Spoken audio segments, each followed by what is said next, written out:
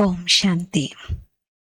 బాబా శ్రీమతంలో అతి ముఖ్యమైనటువంటిది స్వయాన్ని ఆత్మగా భావిస్తూ పరమాత్మ తండ్రి స్మృతిలో ఉండటం.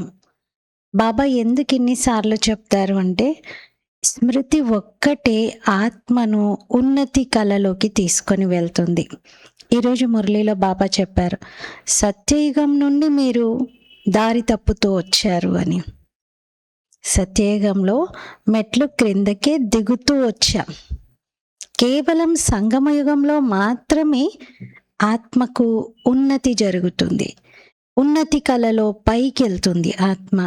మిగతా అన్ని యుగాల్లోనూ క్రిందకే వస్తుంది, ఎందుకంటే తండ్రితో కనెక్ట్ అయి లేదు కాబట్టి. అందుకే దారి తప్పిపోయారు అక్కడి నుండి అన్నారు బాబా. కానీ సద్గతిలోనే ఉంటారు అక్కడ.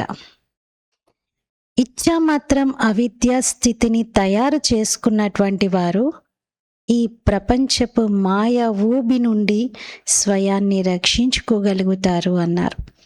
ఇది తినాలి, అది తొడగాలి, ఇటువంటి కోరికలు ఏమీ ఉండకూడదు.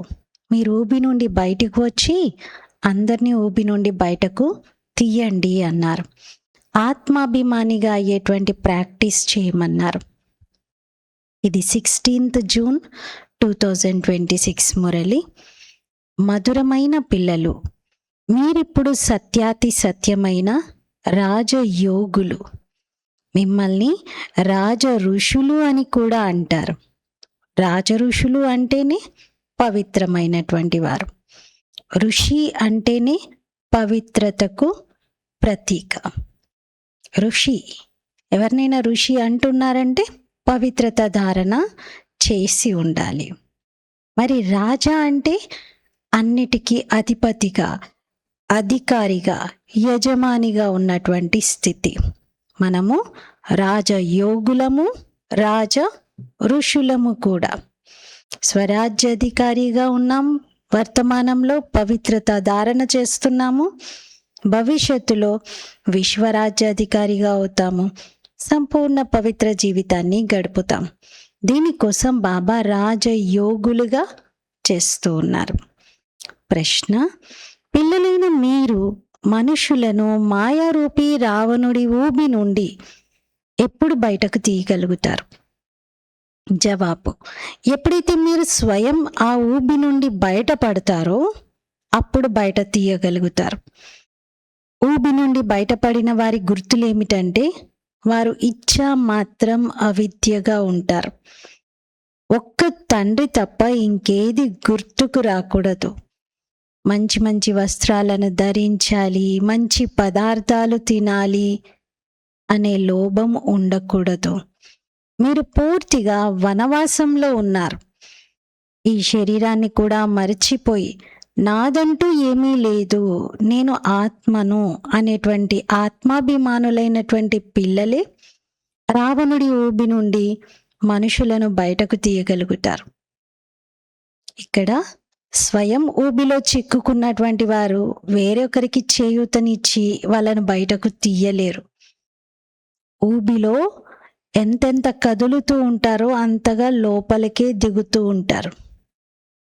అందుకే బాబా అన్ని కోరికలకు అతీతమైపోండి, ఇచ్చా మాత్రం అవిద్యా స్థితిలో ఉండండి. ఈ శరీరాన్ని కూడా మర్చిపోయి నాదంటూ ఏమీ లేదు అని ఆత్మాభిమాని స్థితిలో ఉన్నటువంటి వారు ప్రపంచంలోని వారిని కూడా ఊబి నుండి బయటకు తీయగలుగుతారు. పాట, నీవు ప్రేమ సాగరుడవు. ఓం శాంతి. అప్పుడప్పుడు ఈ పాట వింటే పిల్లలకు బాబా పాట అర్థాన్ని కూడా తెలియజేస్తారు. పిల్లల్ని బాబా అడుగుతారు, పాట అర్థమైందా అని. ఇప్పుడు చెప్పండి, మీరు ఎప్పటి నుండి మార్గాన్ని మర్చిపోయారు? ఎందుకంటే ఆ పాటలో ఉంటుంది, ఆయే కహా సే జానా కహా హే.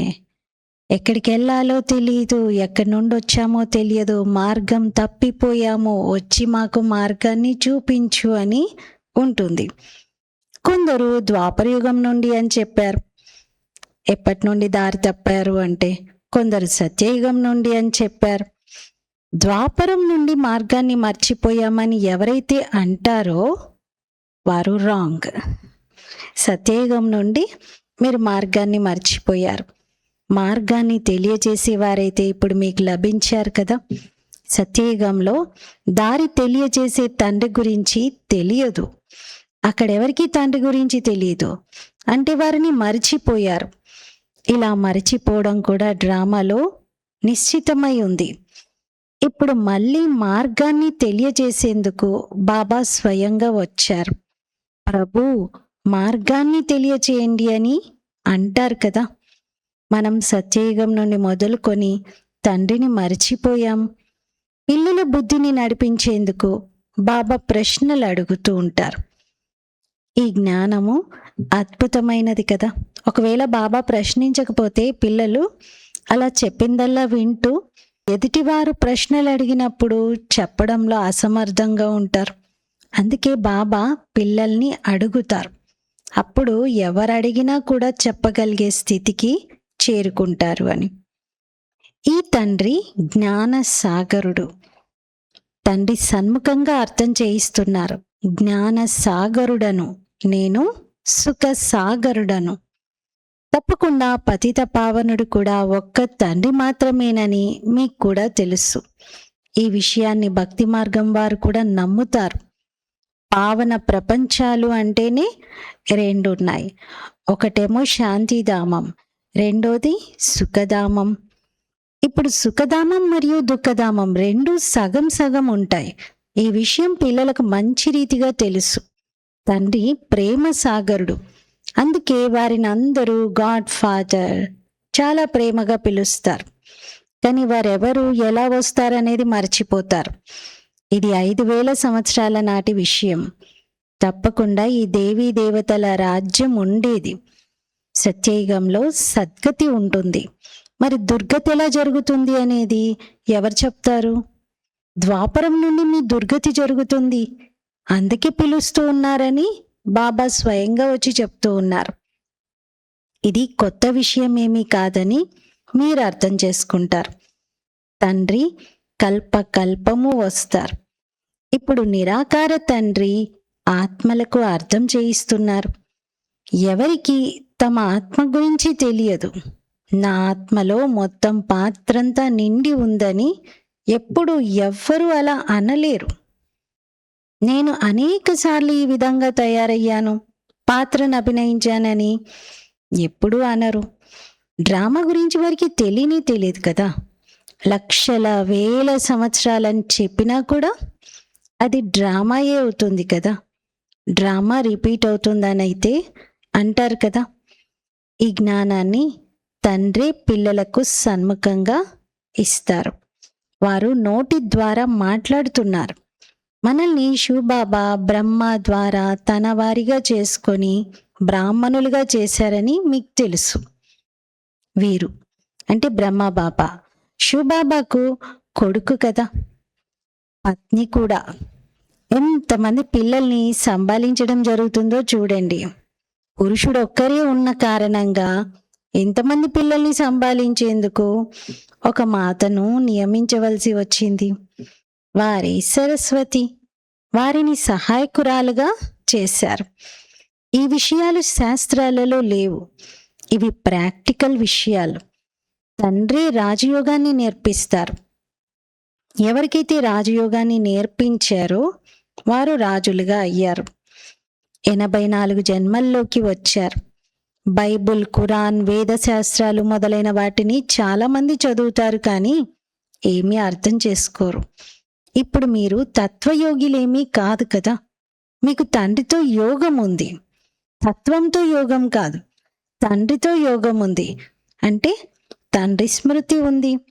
మీరిప్పుడు రాజయోగులు, రాజ ఋషులు. అంటే యోగి రాజుగా ఉన్నారు. యోగులని పవిత్రమైనటువంటి వారిని అంటారు. స్వర్గ రాజ్యాన్ని తీసుకునేందుకు మీరు యోగులుగా అయ్యారు. పవిత్రంగా అవ్వండి అని బాబా మొట్టమొదట చెప్తారు. పవిత్రమైన వారికి యోగి అన్న పేరు ఉంటుంది. అందుకే పవిత్ర భవ, యోగి భవ అని చెప్తారు. మీరందరూ రాజయోగులు. ఇది బ్రహ్మముఖ వంశావళి బ్రాహ్మణులైన మీకు సంబంధించిన విషయం. మీకు రాజయోగాన్ని నేర్పిస్తున్నారు కనుక మీరు విద్యార్థులే అన్నట్లు కదా. విద్యార్థులు ఎప్పుడైనా టీచర్ను మర్చిపోతారా? శివబాబా మమ్మల్ని చదివిస్తున్నారని మీకు తెలుసు, కానీ మాయ మళ్ళీ మరిపింపజేస్తుంది. మీరు మిమ్మల్ని చదివించే టీచర్ను మర్చిపోతారా? మీకు ఎల్కేజీలో చదివించినటువంటి టీచర్ కూడా మీకు ఇప్పటికీ బాగా గుర్తుండి ఉంటారు. మరి శివబాబా ఇంతకాలం చదివిస్తూ ఇంత గొప్ప ప్రాలబ్ధాన్ని ఇస్తే వారిని ఎలా మర్చిపోతూ ఉన్నారు? భగవంతుడు చదివిస్తున్నారు అని అర్థం చేసుకున్నప్పుడే నశ ఎక్కుతుంది. స్కూల్లో ఐసిఎస్ చదువుకునేటప్పుడు ఎంత నశ ఉంటుంది. ఐసిఎస్ అంటే ఇండియన్ సివిల్ సర్వీసెస్. ఒకప్పుడు ఐసిఎస్ అనేవారు, ఇప్పుడు దానిని యూపీఎస్సి అని అంటున్నారు. అంటే ఉన్నతమైనటువంటి పరీక్షలు, ఇంకంతకన్నా గొప్ప పరీక్షలు లేవు. ఆ పరీక్షలు పాస్ అయ్యారంటే ఐఏఎస్గా, ఐఆర్ఎస్గా, ఐటీఎస్గా, ఐఎఫ్ఎస్గా చాలా అత్యున్నతమైనటువంటి హోదాల్లో ఉద్యోగాలు చేస్తారు. పిల్లలైన మీరైతే 21 జన్మల కోసం ఈ రాజయోగ చదువును చదువుకుంటున్నారు. మళ్ళీ స్వర్గంలో కూడా చదువుకోవాల్సి ఉంటుంది. రాజవిద్యను కూడా చదువుకోవాల్సి ఉంటుంది. స్వర్గంలో కాలేజ్కి చాలా హై లాంగ్వేజ్ స్కిల్స్ని నేర్చుకోవడానికి వెళ్తారంట. అందుకే బాబా అన్న రాజవిద్య, రాజ్య పరివారము, రాయల్ ఫ్యామిలీ మెంబర్స్ అందరూ కూడా రాజ్యం చెయ్యాలి. కాబట్టి వారి యొక్క రాజ్య విస్తీర్ణం ఎంత ఉంది, ఎంత దూరం వరకు రాజ్యంలో ఏమేమి ఉన్నాయి అనేది మొత్తం తెలుసుకుంటారు. భాష మొదలైనవి నేర్చుకోవాల్సి ఉంటుంది. మనము సత్యయుగం నుండి ఈ మార్గాన్ని మర్చిపోతామని పిల్లలైన మీరు అర్థం చేసుకున్నారు. తర్వాత ఒక్కొక్క జన్మలో ఒక్కొక్క మెట్టు క్రిందకు దిగుతారు. మనం ఎలా ఎక్కుతాము, ఎలా దిగుతాము అనేది ఇప్పుడు మీకు అంతా గుర్తుంది. మనది మెట్ల వరుస చిత్రం ఉంది కదా, ఆ మెట్ల చిత్రం ద్వారా మనం క్లియర్గా అర్థం చేసుకుంటాం. 84 మెట్లు గీశారు అక్కడ. ఆ 84 మెట్లలో ఒక్కో జన్మ అలా దిగుతూ దిగుతూ సత్యయుగం నుండి కలియుగం అంతిమం వరకు వచ్చేస్తాం. దీన్ని బాగా గుర్తుంచుకోండి. 84 జన్మలు పూర్తయ్యాయి. ఇప్పుడు మనం వెళ్ళాలి కాబట్టి సంతోషం కలుగుతుంది. ఇది అనంతమైన నాటకం. ఆత్మ ఎంత చిన్నది, పాత్రను అభినయిస్తూ ఆత్మ అలసిపోతుంది. అప్పుడు బాబా ఆ మార్గాన్ని తెలియజేసినట్లయితే మేము విశ్రాంతిని పొందుతాము, సుఖము శాంతిని పొందుతాము అని వేడుకుంటుంది. తండ్రిని అలా పిలుస్తుంది. మీరు సుఖధామంలో ఉన్నప్పుడు మీకోసం అక్కడ సుఖశాంతులు కూడా ఉంటాయి. అక్కడ హంగామాలేమీ ఉండవు. ఆత్మకు శాంతి ఉంటుంది. శాంతికి సంబంధించిన స్థానాలు 2, శాంతిధామం మరియు సుఖధామం. సుఖధామంలో ఉన్నప్పుడు సుఖము శాంతి 2 ఉంటాయి. కానీ పరంధామం ఇంటిలో హంగామా లేదు, శాంతి మాత్రమే ఉంటుంది. దుఃఖధామంలో అశాంతి ఉంటుంది. ఇది చదువు. బాబా మనల్ని వయా శాంతిధామం సుఖధామానికి తీసుకొని వెళ్తున్నారని మీకు తెలుసు.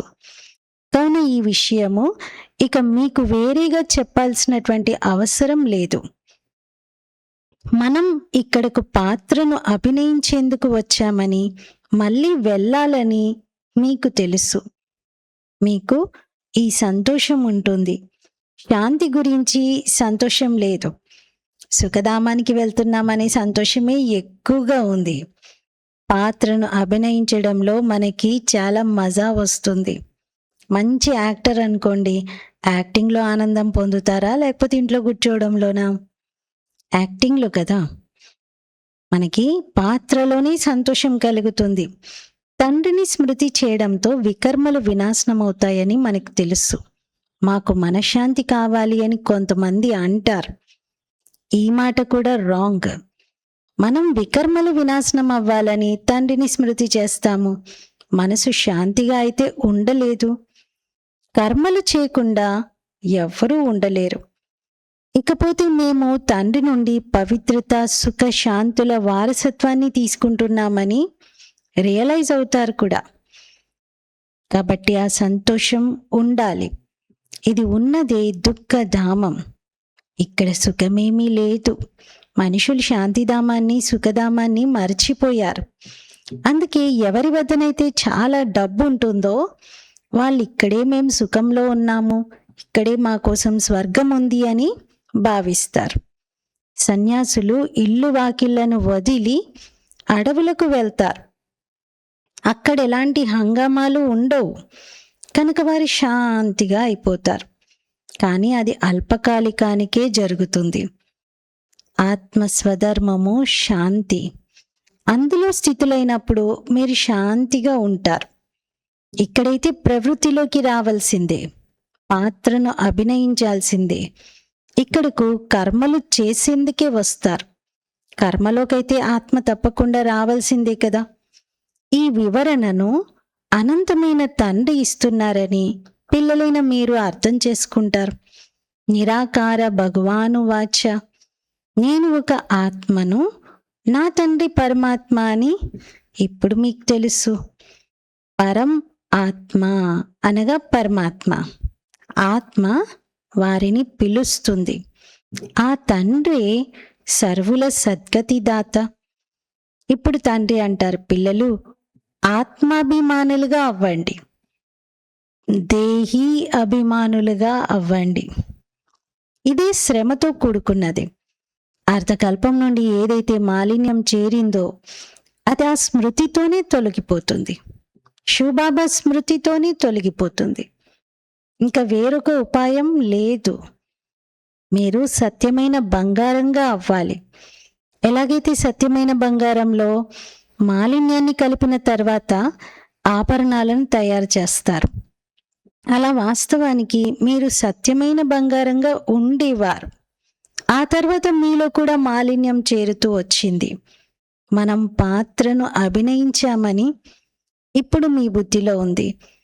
ఇప్పుడు మనం పుట్టింటికి వెళ్ళాలి. విదేశాల నుండి పుట్టింటికి తిరిగి వచ్చినప్పుడు ఎంత సంతోషం కలుగుతుంది, ఎంత సర్ప్రైజ్గా, ఎంత ఆనందాన్ని వ్యక్తపరుస్తూ ఉంటారు. అలాగే మీకు కూడా సంతోషంగా ఉంది. బాబా మా కోసం స్వర్గాన్ని తీసుకొని వచ్చారని మీకు తెలుసు. అనంతమైన తండ్రి ఇచ్చే కానుక అనంతమైన రాజ్యాధికారం అనగా సద్గతి. దీన్ని బాద్షాయి అంటారు. బాబా మొత్తం చక్రవర్తిగా ఈ ప్రపంచాన్ని ఏలేటువంటి, శాసించేటువంటి శక్తిని, హోదాని బాబా ఇస్తారు. సన్యాసులు ముక్తి యొక్క కానుకని ఇష్టపడతారు.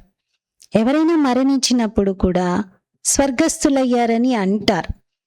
సన్యాసులైతే జ్యోతిలో జ్యోతి కలిసిపోయింది అంటారు. సన్యాసులు మరణించినప్పుడు స్వర్గస్థులయ్యారు అనే మాటను వాడరు. వాళ్ళ విషయంలో జ్యోతి జ్యోతిలో కలిసిపోయింది, నిర్యాణం చెందారు లేదా నిర్వాణానికి చేరుకున్నారని అంటారు. ఆత్మలన్నీ అందులోనే కలిసిపోతాయని వారంటారు. కానీ అది ఆత్మలమైన మనం నివసించే స్థానము. అంతేకాని అందరూ కలిసిపోయేందుకు ఆ స్థానమేమి జ్యోతి లేక ఒక అగ్ని కాదు. అది బ్రహ్మ మహాతత్వము. అక్కడ ఆత్మలు ఉంటాయి. తండ్రి కూడా అక్కడే ఉంటారు. వారు కూడా బిందువే. ఎవరికైనా బిందు సాక్షాత్కారం జరిగితే అర్థం చేసుకోలేరు. చాలామంది పిల్లలు అంటారు, బాబా స్మృతి చేయడం కొంచెం కష్టంగా అనిపిస్తుంది అని. బిందువుని ఎలా జ్ఞాపకం చేయాలి బాబా అని అంటారు. బాబా అంటారు, ఇంతకు నువ్వెలా ఉన్నావు? మీరు కూడా బిందువుగానే ఉన్నారు కదా. మరి బిందువుగా ఉన్నటువంటి వారు బిందు బాబాని జ్ఞాపకం చేయడంలో కష్టం ఏముంటుంది? మనం ఎలా ఉంటే అలాంటి వారిని జ్ఞాపకం చేయడం మనకి తేలిక. అందుకే బాబా ఫస్ట్ మిమ్మల్ని మీరు ఆత్మగా భావించండి అని అంటారు. బిందు రూపాన్ని ఎలా స్మృతి చేయాలి? అర్థకల్పంగా పెద్ద లింగం రూపాన్ని స్మృతి చేశాము. ఇప్పుడు సూక్ష్మమైన బిందువుపైనే మనసును పెట్టాలి, వారిని జ్ఞాపకం చేయాలంటే కష్టం అవుతుంది అంటారు. దానికి బాబా అర్థం చేయిస్తున్నారు. బిందువుకైతే పూజ జరగదు. బిందువుకు మందిరం ఎలా నిర్మిస్తారు? బిందువు అయితే కనిపించను కూడా కనిపించదు కదా. అందుకే పెద్ద శివలింగాన్ని తయారు చేస్తారు. ఇకపోతే ఆత్మలకు గుర్తుగా శాలిగ్రామాలనైతే చాలా చిన్న చిన్నవిగా తయారు చేస్తారు. వాటిని అండాకారంలో తయారు చేస్తారు. పరమాత్మ బిందువు వలె ఉంటారని ముందు ఎందుకు చెప్పలేదని అడుగుతారు కొందరు. మొదట్లో సాకార్ బాబా ఉన్నప్పుడు అంగుష్టాకారంలో ఆత్మ ఉంటుంది, పరమాత్ముడు కూడా లింగాకారంలో ఉన్నారు, వారే భగవంతుడు అని చెప్పేవారు. తర్వాత జ్ఞానం యొక్క డెప్త్ పెరుగుతూ ఉంటే సూక్ష్మ స్థితికి తీసుకొచ్చారు బాబా. కొందరు పిల్లలు అడుగుతారు, బాబా ఫస్టే ఇలా ఎందుకు చెప్పలేదు అని. బాబా అంటారు, ఆ సమయంలో ఈ మాట చెప్పే పాత్రే లేదు. అరే, మీరు ఐసిఎస్ను ముందు నుండి ఎందుకు చదువుకోరు అని ఎవరైనా అడుగుతారా? ఐసిఎస్ పరీక్షను చదవడానికి కూడా ఒక అర్హత కావాలి కదా. చదువుకు కూడా నియమాలు ఉన్నాయి. ఎవరైనా ఇటువంటి విషయాలను అడిగితే మీరు ఇలా చెప్పవచ్చు, సరే బాబాను అడుగుతాం, లేదా మాకన్నా పెద్ద టీచర్ ఉన్నారు వారికి రాసి అడుగుతామని చెప్పండి. అంటే వారిని అడిగి తెలుసుకొని మీకు చెప్తాము అని చెప్పాలి. బాబాకు చెప్పవలసి ఉంటే చెప్తారు, లేదా మున్ముందు అర్థం చేసుకుంటారులే అని బాబా డ్రామాలో ఉన్నప్పుడు చెప్తానని వదిలేస్తారు. ఒకేసారి అన్నీ వినిపించారు కదా. ఇవన్నీ కొత్త విషయాలు. మీ వేద శాస్త్రాల్లో ఏముంది అన్న సారాన్ని అంతా తండ్రి కూర్చొని తెలియజేస్తారు. ఇవి కూడా భక్తి మార్గంలో నిశ్చితమై ఉన్నాయి. వీటిని మీరు మళ్ళీ కూడా చదవాల్సి ఉంటుంది. నెక్స్ట్ కల్పంలో మళ్ళీ ద్వాపరయుగం నుండి వాటి అధ్యయనం చేస్తూ ఉంటారు. ఈ భక్తి పాత్రను అభినయించాల్సే ఉంటుంది. పతితులుగా అయ్యే పాత్రను కూడా అభినయించాలి. భక్తి యొక్క ఊబిలో చిక్కుకుపోయారని బాబా అంటారు. భక్తి బాహ్యంగా చాలా సుందరంగా ఉంటుంది. ఎండమావులను ఉదాహరణగా చెప్తారు కదా. భక్తి కూడా చాలా ఆకర్షణీయంగా ఉంటుంది. అది ఎండమావుల వంటిదని బాబా అంటారు. ఆ ఊబిలో చిక్కుకుపోతారు. ఇక బయటకు రావడం కష్టమైపోతుంది. పూర్తిగా చిక్కుకుపోతారు. ఇతరులను బయటకు తీసేందుకు వెళ్తారు, కానీ వారే స్వయం చిక్కుకుపోతారు. ఈ విధంగా చాలామంది చిక్కుకుపోయారు. ఆశ్చర్యకరంగా వింటారు, వర్ణిస్తారు, ఇతరులను బయటకు తీస్తారు, నడుస్తూ మళ్ళీ స్వయం చిక్కుకుపోతారు. ఎంత మంచి మంచి ఫస్ట్ క్లాస్ పిల్లలు ఉండేవారు. అటువంటి వారిని బయటకు తీయడం చాలా కష్టమైపోతుంది. తండ్రిని మర్చిపోతే వారిని ఊబి నుండి బయటకు తీయడానికి ఎంత శ్రమించాల్సి ఉంటుంది. ఎంత అర్థం చేయించినా సరే బుద్ధిలో కూర్చోదు. మీరు మాయారూపి రావణుడి ఊబి నుండి ఎంత బయటపడ్డారు అనేది ఇప్పుడు మీరు అర్థం చేసుకోగలుగుతారు. ఒకప్పటి జీవితంతో ఇప్పటిదాన్ని పోలిస్తే బాబా ఎంత కాపాడారు, ఎన్ని విషయాల నుండి బాబా విముక్తులుగా చేశారు, నేను ఎంత రక్షింపబడుతున్నాననేది అర్థమవుతుంది. ఎంతెంతగా బయటకు వస్తూ ఉంటారో అంతంతగా సంతోషం కలుగుతుంది. ఎవరైతే స్వయం బయటపడ్డారో వారి వద్ద ఇతరులను బయటకు తీసే శక్తి ఉంటుంది. బాణాలు వేసేవారిలో కొందరు చురుకుగా ఉంటారు, కొందరు వీక్గా ఉంటారు. ఏకలవ్యుడు మరియు అర్జునుడి ఉదాహరణ కూడా ఉంది కదా. అర్జునుడు గురువుతో పాటు ఉండేవారు. అర్జునుడు అంటే ఒక్కరు కాదు కదా. ఎవరైతే తండ్రికి చెందిన వారిగా ఈ తండ్రితో పాటుగా ఉంటారో వారిని అర్జునుడు అని అంటారు. తోడుగా ఉండేవారికి మరియు బయట ఉండేవారికి మధ్యన రేస్ పెట్టడం జరుగుతుంది. ఏకలవ్యుడు అనగా బయట ఉండేవారు. అతను చురుకుగా ముందుకు వెళ్ళిపోయాడు. ఉదాహరణగా ఒక్కరి గురించి చెప్పడం జరుగుతుంది. అంటే బాబా దగ్గర సమర్పణం కాకపోయినా బయట ఉంటూ కూడా జ్ఞానాన్ని మంచిగా ధారణ చేసి మంచి స్థితిని తయారు చేసుకొని జ్ఞానబాణాలు బాగా వేయగలుగుతారు. అలాంటి వారు చురుకుగా ముందుకు వెళ్తారు. బాబా ఇది ఒక ఉదాహరణ ఏకలవ్యుడి విషయంలో ఇచ్చారు అని అంటున్నారు. ఇది ఒక్కరి గురించి చెప్పడం జరుగుతుంది, కానీ అది అనేకులకు సంబంధించిన విషయం. బాణం అనగా ఈ జ్ఞానానికి సంబంధించినది. ప్రతి ఒక్కరూ తమను తాము అర్థం చేసుకోగలుగుతారు. నేను ఎంతగా తండ్రిని స్మృతి చేస్తున్నాను, ఇంకెవరి స్మృతి రావడం లేదు కదా. మంచి వస్త్రాలు ధరించాలని కానీ, మంచి మంచి పదార్థాలు తినాలని కానీ లోభమైతే కలగడం లేదు కదా. ఇక్కడ మంచివి ధరించినట్లయితే అక్కడ తగ్గిపోతాయి. ఇక్కడైతే మనం వనవాసంలో ఉండాలి. తండ్రి అంటారు, మీరు మీ శరీరాన్ని కూడా మర్చిపోండి.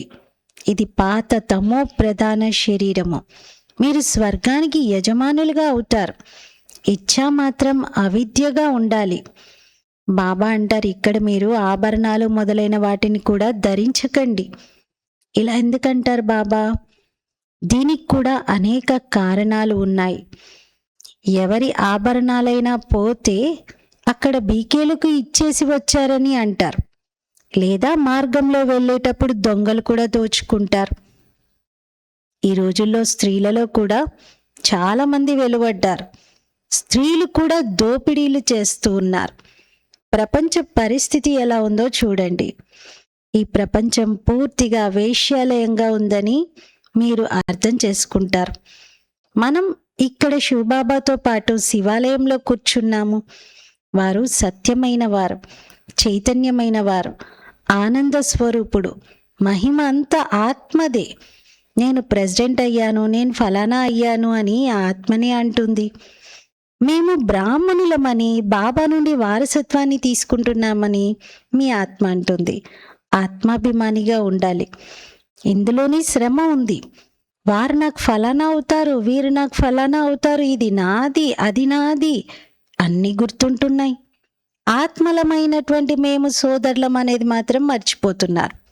అసలు సంబంధం మర్చిపోయి పాత్రలో లభించినటువంటివి బాగా గుర్తుపెట్టుకుంటున్నారు. ఈ నాది నాది అనేది ఇప్పుడు వదలాల్సి ఉంటుంది. నేను ఒక ఆత్మను. వీరి ఆత్మకు కూడా ఈ విషయం తెలుసు. బ్రహ్మబాబా ఆత్మకు కూడా. నేను కూడా వింటూ ఉంటాను. నేనే ముందు వింటాను. నేను కూడా వినిపించగలను. కానీ పిల్లల కళ్యాణార్థం చెప్తున్నాను. మీరు సదా శివబాబా అర్థం చేయిస్తున్నారని భావించండి. విచార సాగర మంతనం చేయడము పిల్లల పని. మీరు ఏదైతే చేస్తారో అది నేను కూడా చేస్తాను. అంటే మీరు విచార సాగర మంతన చేస్తే నేను కూడా చేస్తానని బ్రహ్మబాబా అంటున్నారు. లేదంటే ఫస్ట్ నంబర్లోకి ఎలా వెళ్ళగలుగుతాను? కాకపోతే వారు స్వయాన్ని గుప్తంగా ఉంచుకుంటారు. బ్రహ్మబాబా గుప్తంగా ఉంటారు. దేనిలోనూ ప్రత్యక్షం అవ్వరు. పిల్లల్ని ముందు ఉంచుతారు. పిల్లలు మీరే ఈ యొక్క సేవలో ముందు ఉండాలి, ముందు మీరు అని అంటూ ఉంటారు. अच्छा, मीठे मीठे सिकीलते बच्चों प्रति माता पिता बाप दादा का याद प्यार और गुड मॉर्निंग। रूहानी बाप की रूहानी बच्चों को नमस्ते। हम रूहानी बच्चों की रूहानी बाप दादा को याद प्यार गुड मॉर्निंग और नमस्ते। मेरा बाबा मीठा बाबा प्यारा बाबा शुक्रिया बाबा। ధారణ కొరకు ముఖ్య సారము. ఫస్ట్ పాయింట్, నాది నాది అన్నదంతా వదిలి స్వయాన్ని ఆత్మగా భావించాలి. ఆత్మాభిమానులుగా ఉండే కృషి చేయాలి. ఇక్కడ పూర్తిగా వనవాసములో ఉండాలి. ఏదైనా ధరించాలి, తినాలి అనే కోరికల నుండి ఇచ్చా మాత్రం అవిద్యగా అవ్వాలి.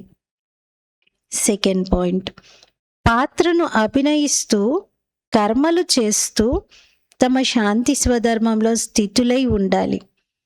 శాంతిధామాన్ని మరియు సుఖధామాన్ని స్మృతి చేయాలి. ఈ దుఃఖధామాన్ని మరచిపోవాలి. ఫస్ట్ పాయింట్లో బాబా నాది నాది అనేది వదిలి ఆత్మగా భావించండి, ఆత్మాభిమానిగా కండి. వనవాసంలో ఉన్నారు కాబట్టి తినాలి, తాగాలనే ఆశలు, ఆలోచనలు రావద్దు అంటున్నారు. రెండవది, పాత్రను అభినయిస్తూ శాంతి స్వధర్మంలో ఉండాలి.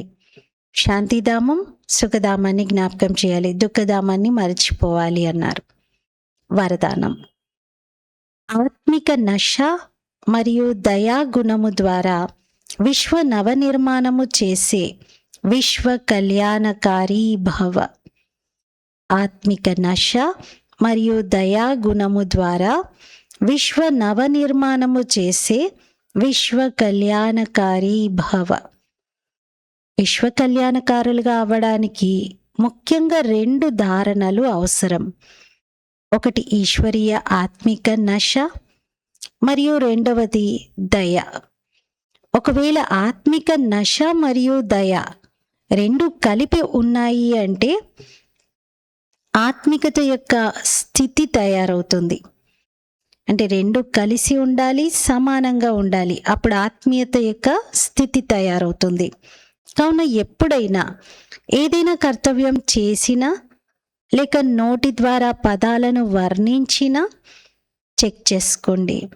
దయ మరియు ఆత్మిక నశ 2 సమాన రూపంలో ఉన్నాయా? శక్తుల చిత్రాలలో ఈ 2 గుణాల సమానతను చూపిస్తారు కదా. దీని ఆధారంగానే విశ్వ నవనిర్మాణానికి నిమిత్తులుగా కాగలుగుతారు. స్లోగన్: తండ్రి ప్రేమ ముందు వ్యర్థ సంకల్పాలను అర్పించండి.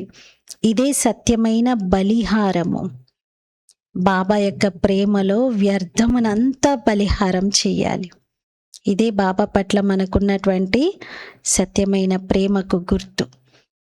ప్రేమ ఉంది అంటే ఏదైనా మనము త్యాగం చేయడానికి సిద్ధమవుతాం కదా. అందుకే బాబా వ్యర్థాన్ని బాబాకు అర్పించండి, ఇదే నిజమైన బలిహారం అంటున్నారు. అవ్యక్త ప్రేరణలు సదా హర్షితంగా ఉండేందుకు తమ నేచర్ను సరళంగా తయారు చేసుకోండి. సహనశీలురుగా అవ్వండి. ఎవరంత స్వయం సరళంగా ఉంటారో అంతగాని స్మృతి కూడా సరళంగా ఉంటుంది.